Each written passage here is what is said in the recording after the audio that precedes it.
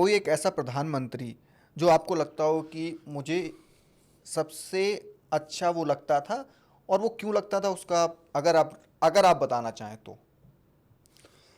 उससे पहले भी ऑब्वियसली आप देखिए, 25 साल तो आपको यहाँ काम करते हुए हैं, उससे पहले भी आपने कई प्रधानमंत्रियों को देखा है, पढ़ा है, समझा है। अब वही बात है, मैंने आपको पहले ही बताया कि मुझे दो नेता बहुत पसंद हैं। हाँ, वो दो नेता आपके हो गए, तो जब चंद्रशेखर जी। चंद्रशेखर जी भी प्रधानमंत्री रहे तो राइट। मैं उनके अलावा किसी का नाम ले नहीं सकता। ठीक है। और अगर क्यों पसंद है कहेंगे आप, हम्म। तो उनको जिन विपरीत परिस्थितियों में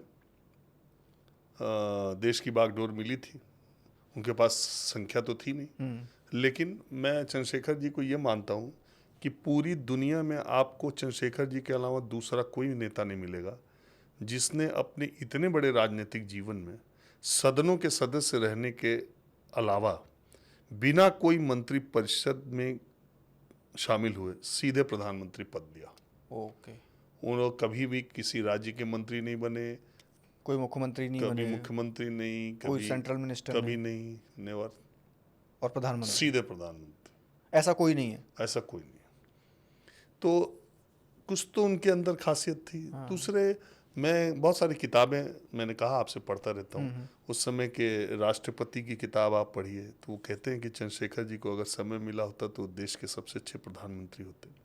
अगर आप एस के मिश्रा जी की किताब पढ़े, IAS अधिकारी जो उनके प्रिंसिपल सेक्रेटरी थे, तो वो किस्से उसमें आप सुनेंगे कि एक किस्सा है कि वो किसी राष्ट्राध्यक्ष से मिलने के लिए जा रहे थे।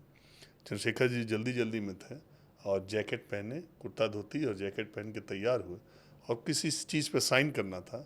एस के मिश्रा से उन्होंने पेन मांगा, उन्होंने पेन ऐसा निकाला कि सारी स्याही चंद्रशेखर जी के जैकेट पे गिर गई। प्रधानमंत्री रहते हुए। प्रधानमंत्री, और उन्हें तुरंत जाना था, कोई राष्ट्राध्यक्ष आया था उससे मिलने के लिए। उन्होंने तुरंत अपना वो जैकेट निकाला और एक 2 दिन की या पहले की पहनी हुई जैकेट थी, ऐसा ही कुछ किस्सा, उन्होंने तुरंत पहना और चले गए। इसके मिश्रा कहते हैं कि रेयर, मतलब ऐसा हम्म। उन लोग का अनुभव है नेताओं का। हम्म। बहुत सारे किस्से हैं यूनाइटेड नेशंस में या यहाँ वहाँ बोलने में। तो चंद्रशेखर जी अगर मौका मिलता तो शायद सबसे बेहतर प्रधानमंत्री होते।